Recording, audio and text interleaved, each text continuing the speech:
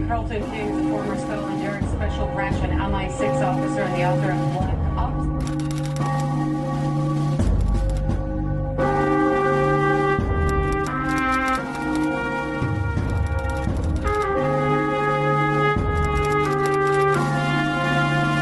I was undercover for Special Branch in a jihadi organisation.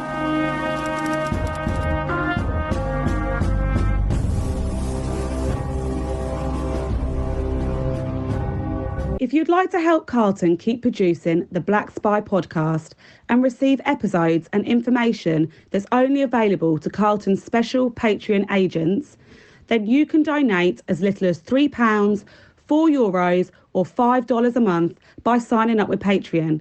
See the Black Spy podcast notes or Google Patreon Black Spy podcast and pledge your monthly amount. You can even win the opportunity to be a guest on the show.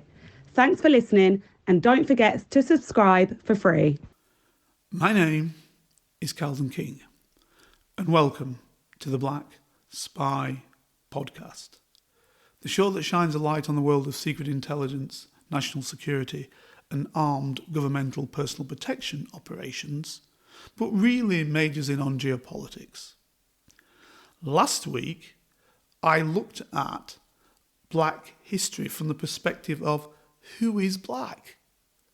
What are the races? Is there any common sense in that at all? It was one of my critical thinking episodes, which I wanted to look at this whole concept of black, particularly in the light of a lot of people now wishing to debunk the idea of black history and saying when people say this and this a person was black, suggesting that they weren't black because they weren't basically like, I don't know, like a Sudanese person of colour. Not taking into account, of course, that when you look at people who are white, we allow ourselves to say that person's white from Scandinavia who maybe look like an albino to a person who's a little bit darker in Britain with ginger hair to a person who is in Ireland, which is a lot darker, which, by the way, is said to be the fact that the Spanish Armada, who were mixed-race people, and I explained this last time, due to the fact they'd been taken by the Moors 500 years earlier, and to also the people going down into France where you see the skin's getting a little bit darker, more olive, to Greece where they're darker, where it's been said, if you read the book called Black Athena, that the blacks from Egypt had conquered into Greece, or parts of Greece, not the whole of Greece, the northern parts of Greece being more European as we perceive it now, more white, and the lower levels of Crete, places like that, being darker. And or even black. So this is what I'm explaining. And then, of course, you've got Spaniards, etc., of how different colours they are in Portuguese and different colours what they may be in Italians. So it's we're kind of allowing ourselves for white people to be anything, but for black people to be only one particular type of person, like an African south of the Sahara. So I have a big problem with that concept, albeit that all of race is nonsense, and I explained that in the first episode. So here we come back to episode 2, and what I'm wanting to speak about here is, again, put your critical thinking hat on, and now think about what the presence has been in Britain of black people. I explained that 2,000 years ago there were blacks in Britain from the Romans, and indeed before that the first people in Britain seem to have been dark-skinned, dark-haired, etc., dark-eyed, blah blah. And if you want to look that up, don't believe me, look it up. Indeed, don't believe anything I say, look it all up, go to the museums, you will see that this is the history that I'm telling you. Now, Black History Month in Britain, should it only have to do with British black people? I don't know. Maybe it should, maybe it shouldn't. I don't know. But regardless, all I would say is that throughout the centuries, there's been black people in Britain, lesser, greater degree, at the height of society, it's probably been easier. So we've had members of the royal family who have come from Europe, who clearly have some black ancestry within them, be they looking extremely or very black or not that black, but you could see it within them. And indeed, and this is the point that I made, if they were in the southern states of the United States and people knew of that heritage, they would say they were black, and they'd therefore say they were enslaved, and therefore say they couldn't drink from a certain fountain and couldn't do a certain job, etc., etc., etc. So this is the point that I make. It depends on which country you're in as to how you define what black is and your life chances and what you can do, what you can't do, etc. So what I wanted to explain with that, the biological nonsense, because none of that has a really good biological background. Indeed, the biological element to it is a nonsense.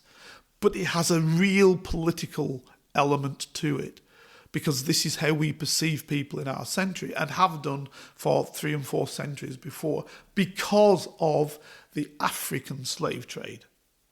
Right? Because that happened, that's how we perceive people of colour. And if it wasn't for that slave trade, I'm sure it would be different. Because you go back to the Roman era, they're not really thinking of that in that way. So I'd take Romans, but you could go Egypt, you could go wherever. Not that they don't make differences in individuals. Of course they do. They can see a difference in individuals. You know, if you look on a fresco example in ancient Egypt, you will see that some of the skins are lighter black and some of them are darker black, but still blacks. If you don't want to see them as blacks, it's because you don't want them to be blacks. But they're still blacks, regardless of what you want to give them. Because if you looked at them in Britain, you'd say they were black. That's the point I'm making in modern Britain today. So that's a black person. That's a mixed race person, maximum now. So now we've got, see now what we have is we have this mantle mixed race, which actually, even as short time ago as my era, when I was born and I was, let's say by the time I was 10, let's say in the early 60s, okay?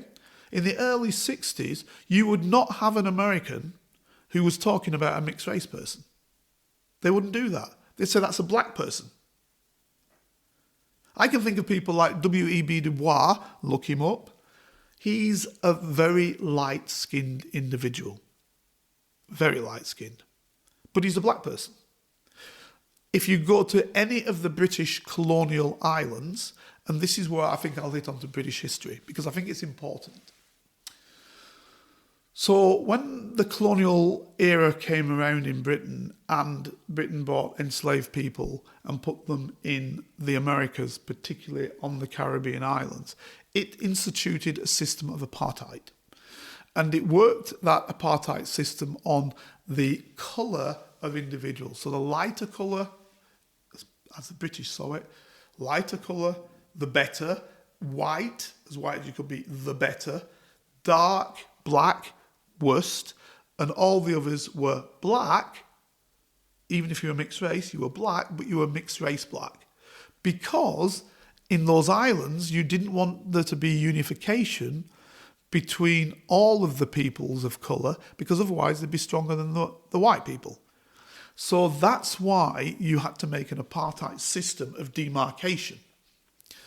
Now in America you didn't need to do that, because there were many more whites than there were blacks in America. By the way, people should understand that of all the enslaved people going into the Americas, only about 12% of them go to the United States. Many more go to the Caribbean, and many, many more go to places like Mexico, to Brazil, to Cuba, to, in the early era, Argentina, to all these places had many more blacks than they did in the United States. People do not understand that. Colombia, many, many more.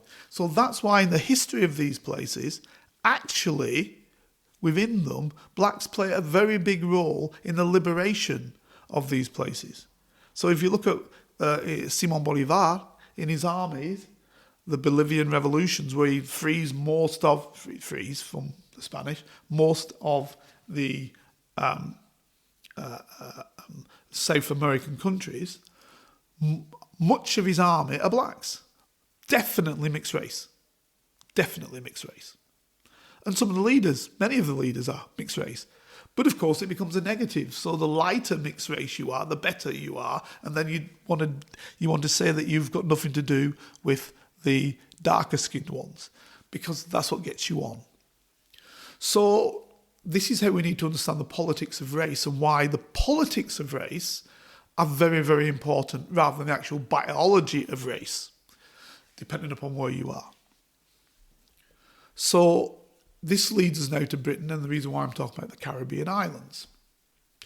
So within the Caribbean islands, which of course were taken by many nationalities, so Portuguese, Spanish, French,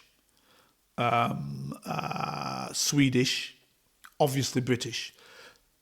All of these had Caribbean islands where they made masses of money by creating crops in these Caribbean islands, which the enslaved black people were the ones that basically tilled all those crops.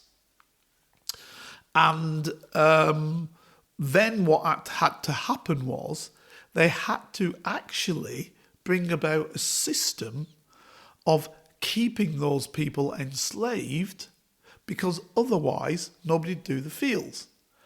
And of course, once you bought into the slaves, because they cost money, so they're enslaved people, they're not naturally slaves, they're enslaved people, because they cost a lot of money. And let me explain this, by the way.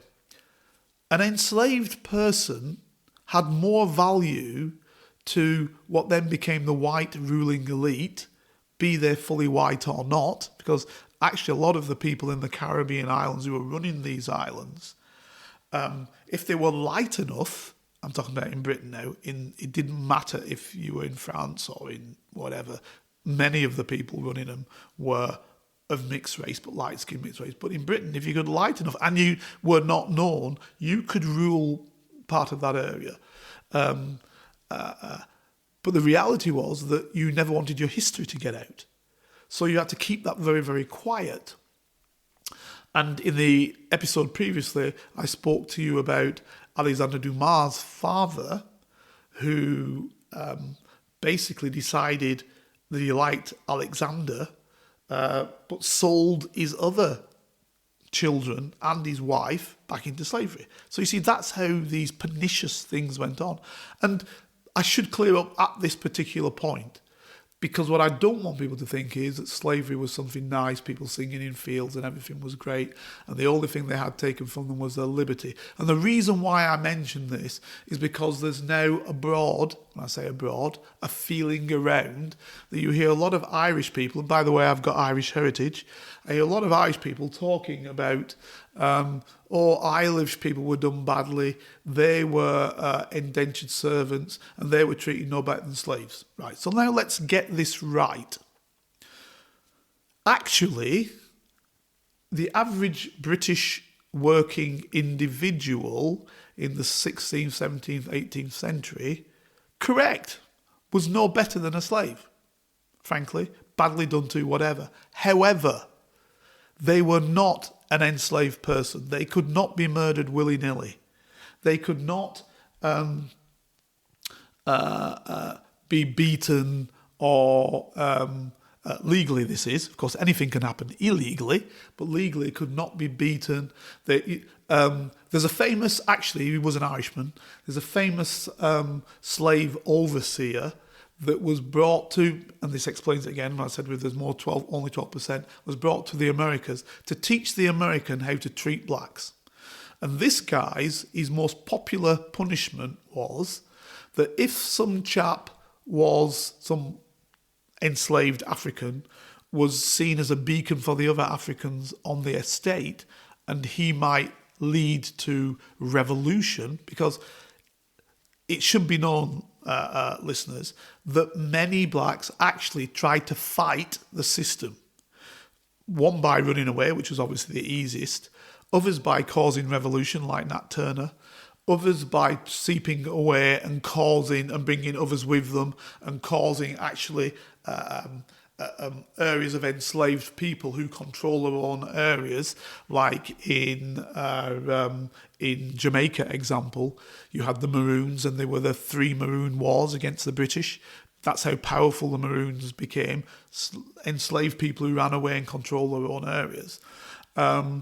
Or in Brazil, you had that on many occasions, going away, who killed their masters, etc., etc. So it wasn't all hunky-dory, and there was always a massive fear by the white, what we're calling white, ruling elite, that these people would rise up against them.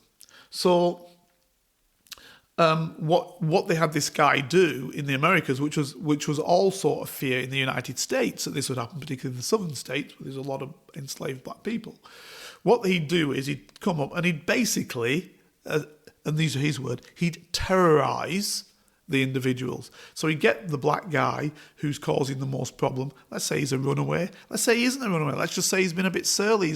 What they call surly is a man trying to get his dignity and has looked at. Let's say he's got a wife, and then the slave owner has purposefully raped the wife, and the black guy wants to do something about it. This guy would explain, this is what you do. This is my favourite thing. You strip him naked. You slash him up with a knife or a cutlass. You throw salt into the wounds. You also, if you're in an area where there's bees and stuff like that, you put molasses on him so these bees will come for him and be stinging him and all the rest of it. You put him between 2 horses, and you gallop the horses off, but you don't want to gallop them too much. You pass the horses off in separate directions, so it splits the man in half. So once you've done that to that man, the vast majority of others think, I don't want any of that happening to me, and they will comply. So this was his famous, an Irishman, this was his famous thing that he did. So, yes, that Irishman had been an indentured servant, but he had got his freedom, and once he got his freedom, he became an overseer. Now, this is the other thing. In Britain, for many of the normal, everyday, white, working individual, you were worth less than an enslaved person because slaves cost you money. So this is why they were loath to do that sort of thing to slaves often, but to keep all of them in check, it was worthwhile doing it. And sometimes they were bumper crops. And what he means by that is, so if you had a runaway, this same guy, he would slit the back of their legs, so the tendons of the legs. But you could still use these guys for breeding.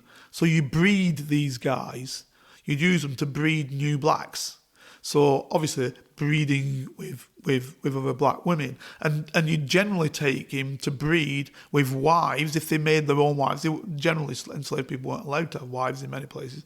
But when you did, you'd have this guy breed with a wife, in other words, rape her, just to keep the husband down. So this is the type of thing that was done. So don't come away with this all singing, all dancing, it's nice slave and we're in the gardens, everybody's happy. No, it's horror. It's hell on earth. Literally hell on earth. Okay? That's what it's like. And a slave owner can do whatever he wants of his slave because he's paid for him. It's his or her property. Now, there is a negative to that. You can't always do that because not all slaves. If you're on a big plantation, obviously the slave owner owns them all. But there were many smaller ones where you had 1 or 2 enslaved people, 3 or 4 enslaved people, and it might be that people had clubbed together to buy a slave or to buy 2 or 3 enslaved people. Right? Therefore, they had to introduce laws where you couldn't just kill them willy-nilly because you're killing somebody else's steak, and somebody else might want his steak. Or if you've got a chap who you want to use as a sire, in other words, to rape other women to get offspring, you've got to have laws whereby how much of that offspring do I own and how much do you own? Or do you pay me for him to do whatever he's doing with that person? And then, of course, there was also the sickos that were about, who used to take the women as they wish, rape them as they wish. This is the slave owners, of course. They used to also say to their sons, get yourself a wife, but then you can have all these other enslaved women here as and when you want them. The wife's your trophy. So what you had was actually, for some of the wives, the white women who were wives of these slave owners, they used to actually, oftentimes, say to the black men, come and service me. Now, the black men were totally, utterly fearful, because if they did and something happened and they got caught, they would have the most brutal death that you could think about. But, of course, if they didn't do something, then she could simply turn around and say, he tried to do whatever. In fact, it's sufficient for you to say he looked at me the wrong way and he's a bad slave, he should be sorted out. He should be defiled in any way that you can. Another one favourite, an American guy this time, his favourite was because he always tried to keep the enslaved person alive. But his favourite one was to have another slave defecate in the mouth of a bad slave. So what you do, you defecate in his mouth just to show the sort of power which they had, and make him eat then the shit, a better word, from the other enslaved person who's been given the task of defecating in his mouth. You name it, you name the punishment, it was done to enslaved people. Women stripped to the bottom, and every white guy who wanted to take, whatever. All this was in every orifice. And all this was done as per normal. And it was done from people, as young as 5, 6, 7, on younger, because it's your property, you do what you want with it.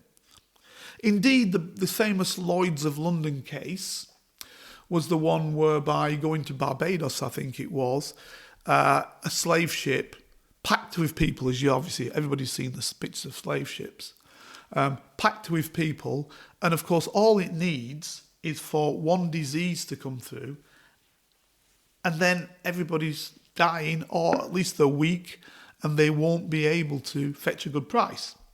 So what happened was the captain ordered, I think, something like 110 thrown overboard just before they got into harbour. Throw them overboard. And then what we'll do is we'll claim wastage, because, of course, it's property, so it's wastage. Now, Lloyd's heard about this because it was done just before they arrived in, I think it might be Barbados, and it was heard about, and these people were thrown over the side. Now, people weren't bothered with the fact they'd thrown Africans over the side and drowned them. That was immaterial. But what they were bothered about is Lloyd's would have to pay out. So Lloyd's challenged the case. But it was said that, no, these are goods, you'll have to pay for them. And that the captain was seen to have done a sensible thing in order not to spoil the other cargo. So, and then I think it was subsequently overturned again, because there's a lot of money involved in it. And finally, because people mentioned that, I think somebody I read again quite recently, social media, somebody saying, we've only just stopped paying for reparations for blacks when we abolished the slave trade. Britain abolished the slave trade after running it for 300 years, by the way, and being the state that had the most enslaved people brought across the ocean. But the Royal Navy in the end abolished it, absolutely, and the Royal Navy did try and find slave ships going to Brazil or wherever else, because Brazil didn't stop slavery until 1880. So the Royal Navy did do that. It did secure the oceans. Why? Frankly, because, this is the truth of it now, they were breeding enough slaves by the methods I told you about before, in the countries themselves, in the Caribbean, in South America, North America, Central America, that they really didn't need, albeit some of the South Americans were greedy because they could sell a cheaper enslaved person from the ship rather than breeding them. So that's why that happened. But the Royal Navy did try to prevent it in the end. But that's looking at it in a strange way. That's like saying, I've killed 50,000 people. Actually, the figures are probably about 10 million people, give or take, right? Some say 12 million, some say others. I've killed all these people. I've enslaved a whole load of people. But now I've changed my mind. And now I'm going to set the Royal Navy to stop this from happening. Great. Anyway, that happened. So the reason why I mentioned that is that, yes, what happened is when slavery was made illegal and in the British colonies, and it wasn't all at once, at different times, but generally by about Britain, about 1848. 1848, I think Jamaica and various others. By the time that they were made, because all these are British colonies, you see, white British people were there before the enslaved Africans were, because what had happened is the indigenous people, the people who lived there before the white people went there, because they were so badly treated as well to try and make them work on the fields, whatever, they were generally exterminated. So the black enslaved people were there to create that, to continue working there in order to get the sugarcane running, etc., etc., etc. So this is why it astounds me when I hear people say, I'm not going to bury my son, or I don't want to be buried in Britain or something because it's a dastardly country, but they want to be buried in Jamaica. I said, what? Are you crazy? You're trying to tell me that Jamaica is better than Great Britain? Where Britain, the Salisbury case was like 100 years before slavery was stopped in Jamaica. You're crazy. Yes, I know the British were running both, but the reality is the British soil was much freer than was the Jamaican soil. I mean, people need to understand this. And this is a lack of history. Black people don't know their own history. People who happen to be back on history, they don't know it because they've never been taught it. The same way as other people haven't been taught it. So, anyway, that's by the by. It's just that just came to my mind. But the reality is such that what happened is that the British government, yes, did pay reparations, but it didn't pay any reparations. Let me repeat that. Any, none, zero to the enslaved black people. The black people got no money whatsoever. The reparations that these people are talking about were paid to the slave owners, which included the royal family, the Church of England, etc., etc., etc. Indeed, there was one stage where most people of wealth in Britain had some connection to owning a slave or many slaves. Let me say that again. Most people in Britain of any wealth whatsoever had connection to owning one or more slaves. Indeed, there were relatively poor people who came together and owned an eighth of a slave or a tenth of a slave, etc., etc., etc. Because there was money in it and they got paid out dividends. These were the people who actually got the reparations, not the black people. So when you hear this nonsense of people turning around and saying, oh, well, we just stopped paying for your freedom. No, not for black freedom. You've stopped paying white people money for enslaving black people whom they gave no money to. And when they were free, they had no choice because they were not educated. They de-educated the blacks. Blacks in Africa were educated. They de-educated them.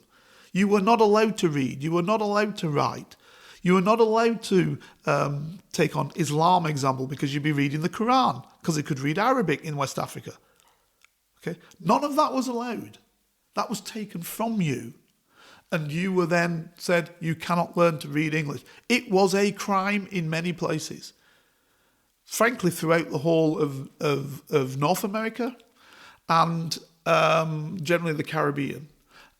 Central America, In South America, to greater or lesser degrees, things were different in some parts of South because of the Moorish heritage. Because I think, this is my belief now, because they were more mixed people, that sometimes there was a difference in how they dealt with the slave trade in those South American countries in the beginning, not later on, because of course there's mass immigration later on from places that had nothing to do with enslaved people, and colour then was a hatred, and people worked towards that in that fashion. So there's different ways that things can be dealt with. So yes, I said I'd talk about the connection. So some of these islands, Caribbean islands, they've been British for 400 years. And when the slave trade was stopped and they became British citizens, well, no, they didn't become British citizens. This is the whole point. There was no such thing as a British citizen until, I believe it's something like the 1968 Act. Basically, if you were part of the United Kingdom and colonies, because after slavery and the slave islands, they became the colonies of the United Kingdom. These were areas which were utilised for the wealth of the area, and the goods were taken out of the wealth of the areas. That could be India, that could be, obviously India includes Pakistan, Bangladesh, Sri Lanka, blah, blah, blah. It was all one country, India. That could be India, that could be Malaysia, that could be the Caribbean.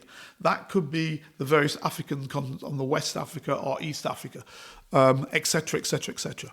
It could be Australia. It could be New Zealand, which became settler states. So these are places that white people went to and lived in and took over from the local individuals, as they did with the Americas, and obviously Canada, places like that. So what happened was that in the British colonies now, every individual of the colonies had a right to travel throughout the colonies. Now, colonial parts may have made their own decisions, because what Britain tended to do is oftentimes to relegate the running of the actual colony to a colonial, to the colonial rules. Oftentimes white, not necessarily always, but oftentimes white, who ran the particular colony which Britain was in charge of in a manner. And they could then say, well, we're not going to have this immigration from here or immigration from there. Generally, that was in the what they call the white Commonwealth, the Dominions. They generally had, we're not going to have immigration from there. But generally, anybody who was part of the colonies, which at one stage, after the First World War, the very height of British colonial power, after the First World War, Britain owned 1/3 of the world landmass and 1/3 of the world's population. Let me say that again. Britain ran 1/3 of the world's landmass, 1/3 of the whole world, and 1/3 of the whole world's population, okay, was run by Britain. They were colonies. When we say that Britain was, in the Second World War, standing alone, well, it's not true, is it? Because actually, what it means is 1/3 of the world is standing with Britain. And 1/3 of the world's population is standing with Britain. And indeed, you will see that they have, and one of these debunking things that I saw there was about the, where they wanted to debunk black history. It said, I've never seen in the land army black people. Well, that's rubbish. There were black people in the land army, up in Scotland and in other places, black women, etc. And they were in the factories, and the numbers may not have been great depending on where you came from, depending on where it was. But all of them were working towards the war effort. I give you an example. My father, was in the Merchant Navy, and his sole job between 1939 and 1945, when indeed the Merchant Navy had the most losses of any British section, my father basically ploughed the seas up and down and brought the goods from all of the colonies to Britain to keep Britain alive. Because otherwise, it would have starved to death, because that's what the Germans were trying to do. And he had to run through the submarines of the German Navy in order to do that, and many a ship went down. Okay? And every part of Britain's armed forces had within it, I'm just talking about black people, they're from all over the place, Indian people, had people of colour in it. But I'm talking about black history, so I'm going to talk about black people. They had black people within them. Every part of Britain's forces. So when I hear these people, as I was just watching the other day, saying that, they say that they were doing this and they were doing that, they're in the army. Yes, they were. They're in every part of it. And indeed, you can see the Pathé News recordings, which they show of people from the Caribbean who are in the RAF. There's quite a few, and they're basically saying this is what we're doing. Be they gunners,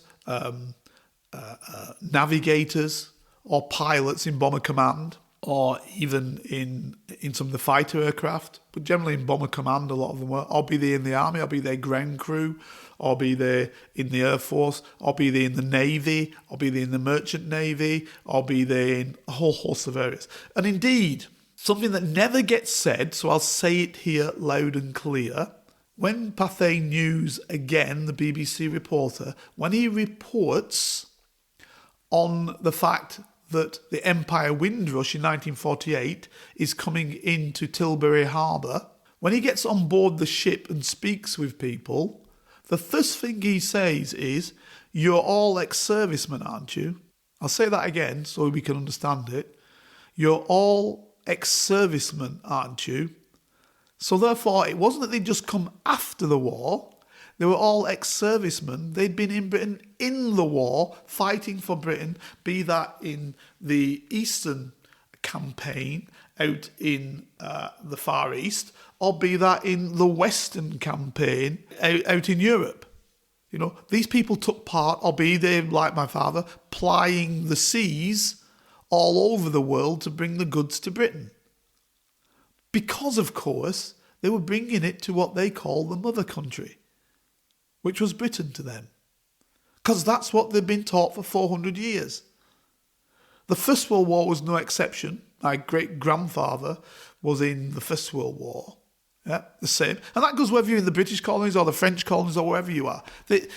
These people took the folk from these colonies and they were all fighting in these wars.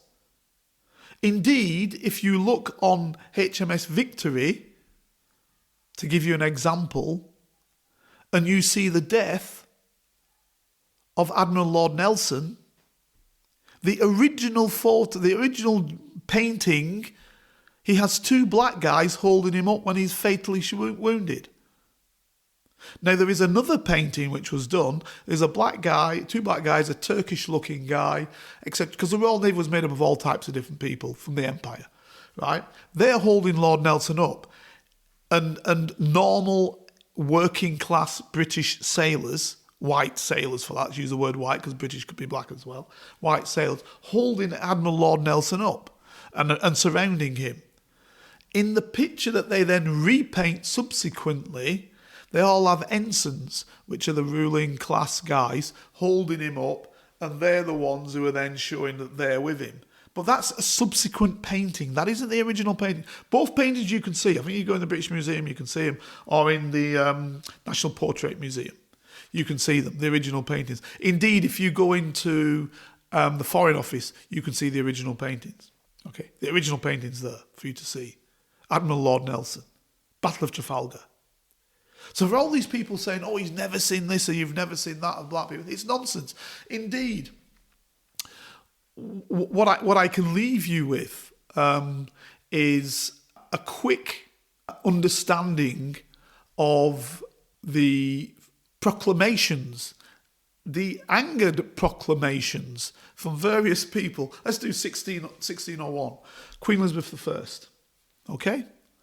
Not our Queen who we just lost, but the Queen Elizabeth I. Okay? 1601. She put out a proclamation saying there are too many blackamoors in these lands. Now, as I said to you earlier on in part 1, that we called people blackamoors because Moor in the English language doesn't mean black. It means black in all of the European languages now. Now, that's important Because for us to stipulate they were black, we put black and more in front.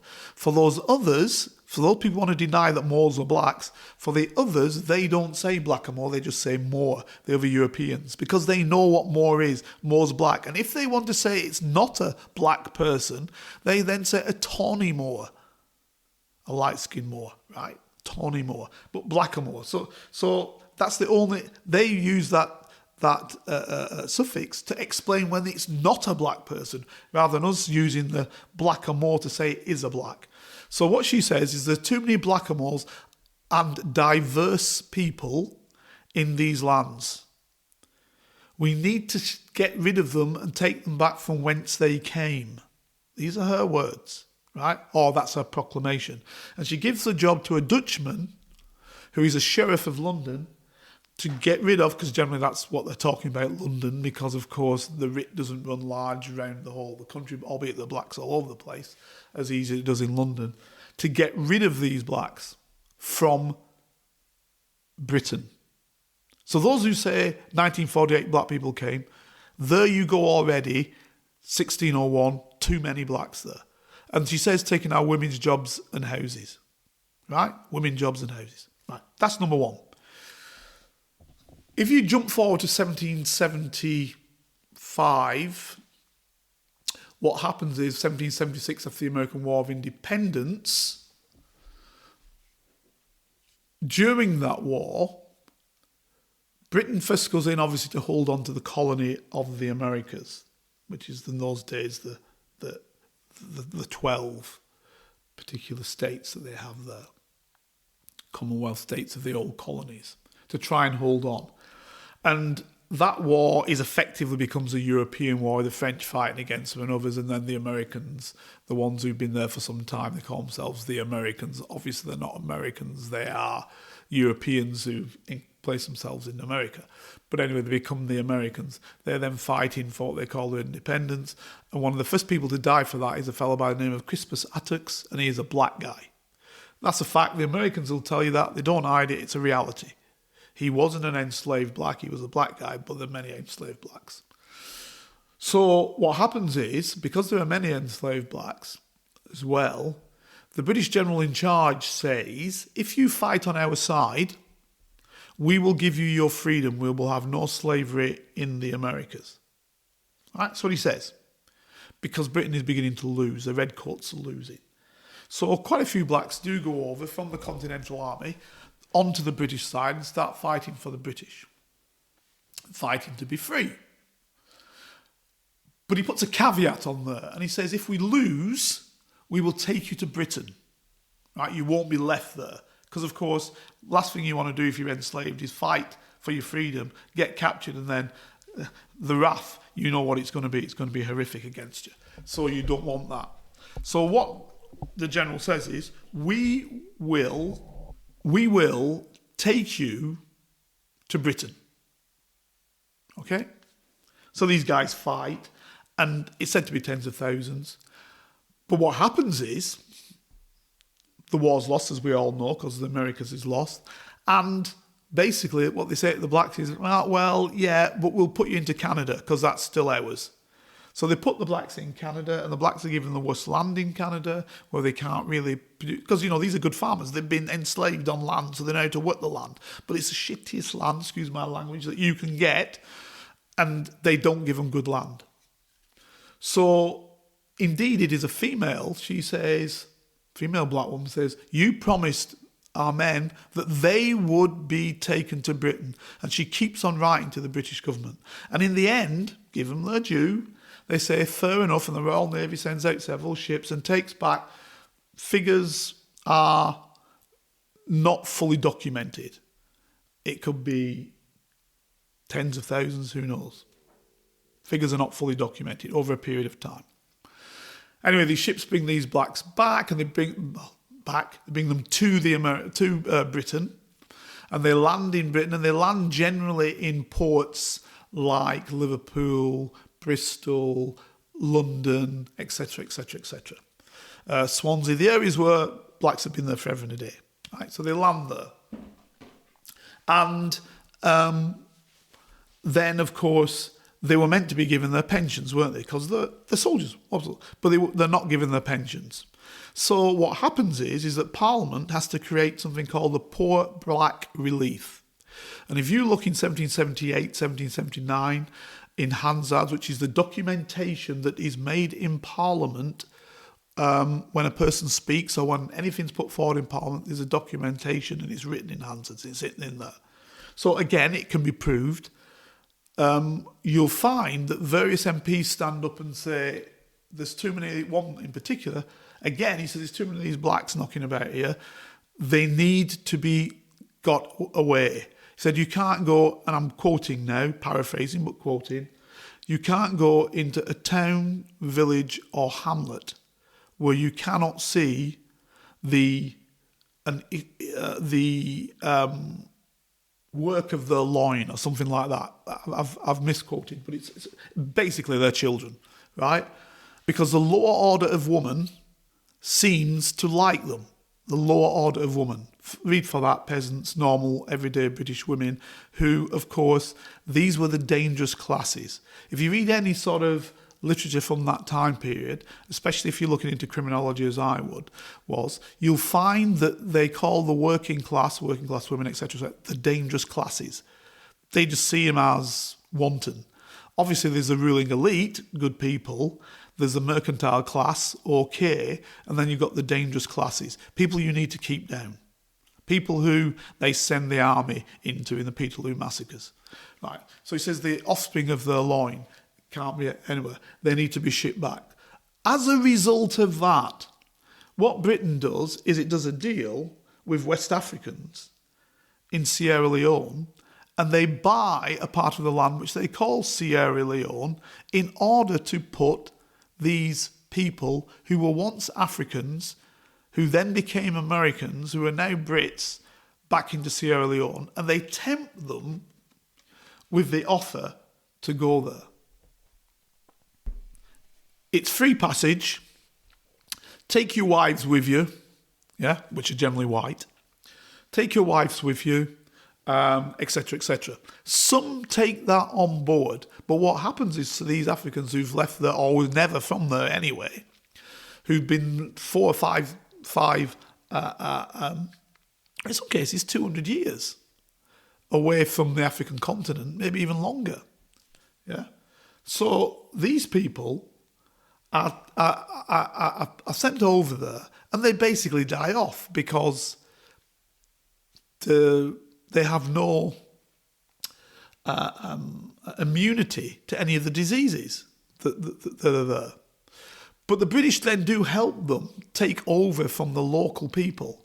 And so the ruling elite of Sierra Leone happens to be, if you will, black British people who run Sierra Leone now and have run it for many years, and therefore speak a British type of language. They don't speak the language of the indigenous people. So they speak an English which is old-fashioned, but like a patois as well, mixed in. So that's that history there. But the vast majority of people stayed in Britain. And indeed, if you know anything about Hogarth's etchings, he actually etches half these black guys. Blind beggar this and somebody that and whatever. And this poor black relief, they have to give them monies to get them off the street. But what happens is, they basically, particularly in the East End of London and various areas, they basically marry the local women. And then as time goes on, 3 or 4 generations, they're white. So anybody who's a true East Ender has probably got a mixture of this black blood in them because they were married with the local people around that area. And this is how race becomes a craziness. So what are you calling black and what are you not calling black? And this was my whole point in the first episode. I was trying to explain, how do you decide who's black, and when do you decide when somebody is no longer black or somebody's white or no longer white? Where does that decision come about? When does it happen? So that's sort of the 17th, 18th century. and that's taking place. And then there's a continual movement of blacks into Britain and out of Britain and into Britain, and always marrying as a general rule, men or women, but more men marrying the local women. Women do marry local men, but oftentimes women come with the men and marry the local men. But generally what happens is the black men coming from wherever marry white women, and therefore what happens is that the racial characteristics of their children changes and become mixed race. But they don't become mixed race as people perceive it now, where everybody's coffee coloured. No, that's not what happens. They get bred out. They just become lighter and lighter and lighter. Because there wasn't a critical mass of more and more black people. So the ancestry is in the British DNA. It's not necessarily in the colour of the individuals. That's what I'm saying. So you'll find people who've got heritage with ginger hair, with blonde hair, with whatever. Still got black heritage. And people seem not to be able to understand that. In some of these people who are saying, oh, this black history is rubbish. They seem not to be able to understand that you can still be black and have blonde hair. Right? Because it can be bred through you. Nobody would say you're not a Viking just because you have dark hair. Indeed, it's been perceived now that the vast majority of Vikings did have dark hair, not blonde hair. So this is these sort of things one needs to understand. How we perceive individuals. So yeah, we come through there, and then we obviously, as I've spoken, we have the First World War, we have the Second World War, again, black soldiers, black sailors, all part of it.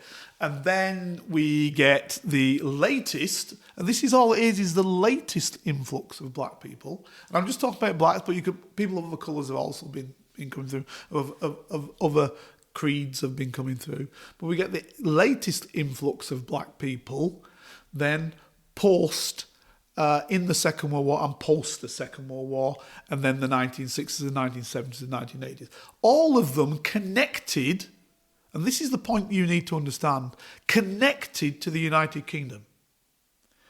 Generally connected through the colonies, which their wealth, their parents' wealth, their grandparents' wealth, their great-grandparents' wealth, their bodies, their souls, their intellect, has all gone to aiding Britain, because those colonies had all of their wealth taken out of them and pushed into England, Britain. And I'm saying England on purpose, because that's where it generally went, to England. Yes, some to Scotland, but generally to England. And some to places in Wales, but generally to England, to the city. And then from there, they trickle out into other parts of the United Kingdom. The wealth came through. I give you a good example of that. The textile industry in India, the textile industry in Egypt was destroyed by Britain. In both of those cases, Britain ran both of those places as colonies. Yeah, were destroyed by them because the cotton was sent to Lancashire, and the tariffs were not on the Lancashire goods but on the Indian and the Egyptian goods. Because all colonies are, in reality, the whole point of colonies, I don't care whether it's the British, French, German, Egyptian of years gone by, Ghana Empire of years gone by, all colonies, what they basically are,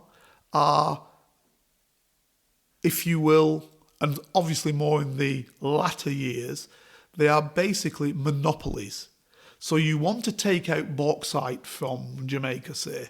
You want to take aluminium from somewhere else, another colony, let's say, from Nigeria. You want to take gold from South Africa, diamonds from South Africa, from Botswana, say. You want to take all that and you want to bring that and flush it into the centre, the mother country, the centre. For that, read London in particular. And then you want to send those finished goods back. You don't want, example, people in Ghana, example, which have loads of gold, you don't want them creating the goods. You want to create the goods in Britain, and then you want to send the goods back, finished goods back, because that's where your profit's greater. So you take it all out, so you build your roads that you build and your railways you build to the coast. You don't build them internally to actually deal with aiding and assisting the people. You don't build them hospitals or schools to help and aid and assist them. No, you build them with just enough to get the goods out of the ground, the ores out of the ground, some element of materials that you need to do. And then you finish those materials in empire, and you sell everything back. Right? So what you do is you say, example, well, we'll build cars, and everybody who's in the British Empire can only buy British cars. That's what you do. You can only buy British cars. So you have to buy British cars wherever you are in the empire.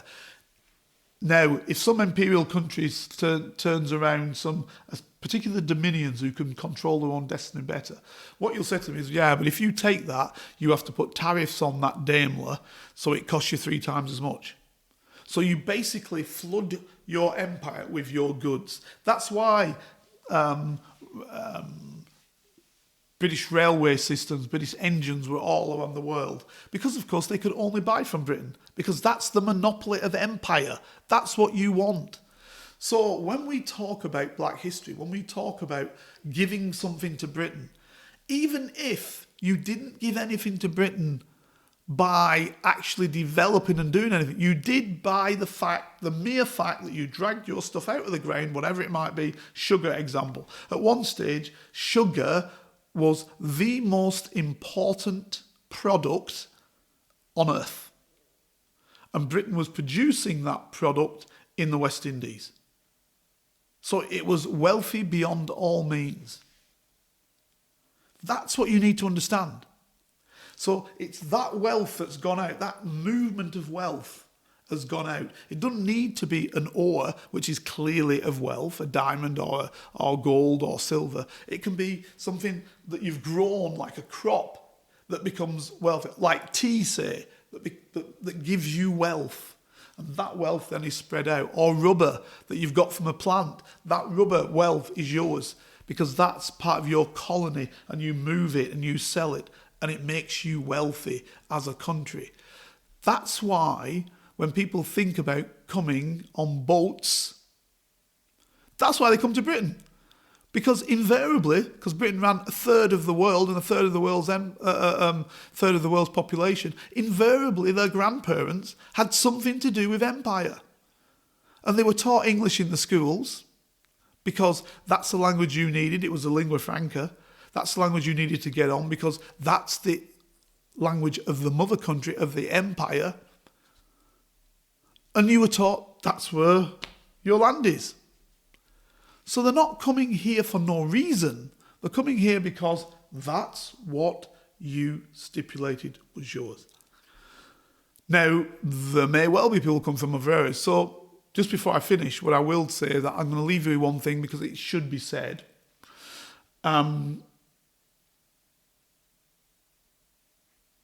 Colonialism, see, people talk about slavery and say, oh, it's years ago. But you're forgetting colonialism, okay? The Belgians had nothing to do with slavery, okay? Let me say that clear to you. Generally, as a general rule, Belgians had nothing to little to do with slavery. They had something to do with colonialism. The Congo, you will have heard about it, was a Belgian colony owned actually by the king himself, King Leopold. Okay? Around about 1885, Treaty of Berlin, he got it, took it over, ran it through. By around about the 1900, 20 years, he had basically had his people exterminate 11 million Congolese. 11 million, I'll say it again to you, 11 million Congolese. Now, what he wasn't doing, he just herding them into a camp and gassing them or whatever. No, because they were of use to him. What he wanted to do was them to get the rubber, to get the ores out of the ground, to get the all of the raw materials which were needed by Belgium and by him to become one of the wealthiest men in the world, he was having these people do, and he had his colonial armies basically chop off the arms of individuals whom he thought were not collecting enough. Chop their arms off, chop their legs off, and obviously execute a lot of individuals, because the individuals started to fight back. And those who fought back were put down in the most brutal of ways. I won't go into a discussion as to the brutal ways they were put down, because I did that in episode 1 and told you how individuals were slaughtered. But believe me, in the most brutal of ways. So 11 million Congolese, look it up. Indeed, Britain was murdering a lot of people in its colonies. Winston Churchill said about, let's get it right, it was about, he said it about, was it, it may have been Zulu, but I think it's more about people in what is now Tanzania. Anyway, he said, do we need to slaughter them the way we are doing with the Gatling gun? Right? So Britain wasn't against killing people. The French weren't against killing people in the colonies in Africa. None of them were. Indeed, the Treaty of Berlin, which comes together, which people think all the European powers came together, split it up on a map. No, the reason why the Treaty of Berlin happened was so Europeans wouldn't fight each other to get the wealth of Africa. So what they did is they decided where they wouldn't fight each other, and you could get on, and we could then grab all the bits of Africa we want with all the wealth of Africa, and we don't fight each other and come into alliances with Africans, which would then stop other Africans from defending themselves. Now, some Africans were powerful enough to hold them off, as was Ras Menelik in Ethiopia in 1895, defeated the Italians, but the vast majority of African countries didn't have the modern weaponry because they'd allowed themselves to fall into the slave trade, and in allowing themselves, their own greed, to fall into the slave trade, they had devalued their capacity technically. So that's the problem. So the thing I'm making here is, the point I'm making here is that by the time the Belgians took over the Congo, the resistance was little. There was resistance, don't get me wrong, but it wasn't resistance on a par with mass armies fighting each other because they couldn't ally themselves with others, because that's the way the Europeans played it. We'll cut it up and we will only carry out our activities in one area. So a technical army with and it's the same today. You don't need to be smart than anybody, you just have to be more technical in your armed capacity. Will win against a capacity that isn't technically armed. And that's what happened. And so the resistance that people did put was brutally put down each time. And what happens, and you can look it up in Hansard's again, people said what the Belgians are doing in the Congo is outrageous. It's outrageous. It must stop. They are killing people en masse. Now, the reason why that was said was, and it wasn't just in Britain that they said it, they said in Germany and in other places, that even though the Germans had killed, I think, 100,000 in Namibia, the reason why they were saying that's negative is because it was making other indigenous people say, we've got to fight against these Europeans because they're just killing us en masse. So they wanted an easy life. So the way was to stop that happening. And so they actually took the land off the Belgian king, and it was passed to the Belgian state in the end, where the atrocities still went on, but not at the same level. So when you hear people say about poor Belgium, think about what the poor Belgians did in the Congo. 11 million people, more than the population of the whole of Belgium, twice, murdered. And a mass of them having their arms chopped off, etc., etc. And in other ways, brutalised. So, ladies and gentlemen, I'm going to leave you with that. It's been 2 weeks of Black history. I wanted to give you the Black history which I think you needed to hear, and the connections which need to be there. And I'm hoping that you get a better understanding as to why black history is necessary and an understanding of what black means, albeit that I'm telling you it's a biological nonsense. But again, I say it's a political reality. So you have to clear this political reality, because the worst thing ever done by the slavers and the plantocracy, these are the people who own the plantations, was to say that blacks were dumb. To say they never had any history, to take all the history away from black people, to say they had nothing going for them whatsoever, and they were always only people who were controlled. That has destroyed the black community more than anything else. And as you've heard, the black community is a mass of different types of individuals from different areas in different ways. But the main factor is it's made people think, hence the balance theory I spoke about earlier on. So police officers still in the 1980s thinking these people have done nothing, because that was what had been fed to them, what I call the muck of ages. That's why it's been important for black history to actually show a different level of development, to actually show that blacks were part of most countries, that were involved in most countries, that had done great things in most countries. I haven't spoken to you about great blacks in various parts of Britain. There are many. I'm not going to go through the inventors who've invented this, that, or t'other. I can do you such a program if you so wish. I can tell you, example, that a black guy invented blood plasma. I can tell you that a black guy was the first one to do the photocopier. I can tell you that traffic lights were invented by a black guy. I can tell you that, example, that the electric light bulb was effectively, I use the word effectively, invented by a black fella. Yes, what you will know is that the light bulb was invented by a different person. I don't even need to say his name. But I will say his name. Why wouldn't I? By Thomas Edison. Okay? I don't need to tell you that. The light bulb was invented by Thomas Edison.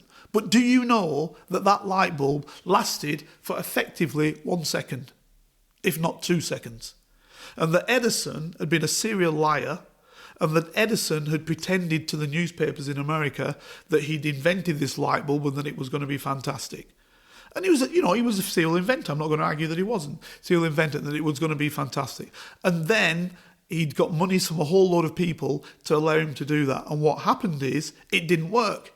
It lasted a second and then went out. There was a black guy on his staff, though, who had, on many occasions, and the reason why he's a black guy on his staff, because he's helped on many of the inventions. His name was Latimer. And what happened is, Latimer was the guy who created the filament that lasted to keep the light bulb functioning. So if you take your light bulb out today and you look at it, it will say on it, Latimer. It doesn't say Edison. It says Latimer. Why? Because he's the guy that made it work. And that was a black guy. So why is Latimer known when many, many, many hundreds of blacks invented things and they were never known? Because, as I said to you, this is why I explained how Edison was a guy who was a little bit of I'm not going to say a gangster, that'd be the wrong word, but, a gauner, as the Germans would say, right? That guy basically owed so much that if it didn't work on this occasion, he was done for. He was going to jail for fraud. So Latimer took his opportunity and said, listen, if I create this for you, I'll give it to you, but before you've stolen my stuff, I'll give it to you, but I want my name on everything, on it all the time. And that's how he got his name on it. One of the few blacks who did get the names on it, because black patents weren't allowed in the United States, and this is made in the States, in many of the states of the Union. And even if they were allowed, they weren't accepted. So Latimer actually got his name on that. This is what I'm saying to you. But of course, you believe the propaganda. They've never created anything. They've never done anything. They don't know anything. Right? Because that's what was told to you. However, ladies and gentlemen, I hope this has changed your mind, and I hope you've learnt something, and I hope you understand why we think you need to know what black history is. I could go through 1,000 inventors. I won't do. I've just given you a few at the end. I could go through thousands of years of history. I won't do. You've had some going through. I hope what I've been able to do is explain to you why it's important that there is black history and why it's important that you understand what black actually means. And also ask yourself that question, who decides who's black? And with that, I'll see you again next week. If you'd like to help Carlton keep producing the Black Spy podcast and receive episodes and information that's only available to Carlton's special Patreon agents, then you can donate as little as £3, €4 or $5 a month by signing up with Patreon. See the Black Spy podcast notes or Google Patreon Black Spy podcast and pledge your monthly amount. You can even win the opportunity to be a guest on the show. Thanks for listening, and don't forget to subscribe for free. Here is a working class spy telling his stories, the secrets, the lives of spies. Feel free to message Carlton King on all socials and give this show 5 stars on Apple iTunes and subscribe so you never miss a single episode. For your ears only. In the quarter of a century, I was a member of Her Majesty's Secret Intelligence Service.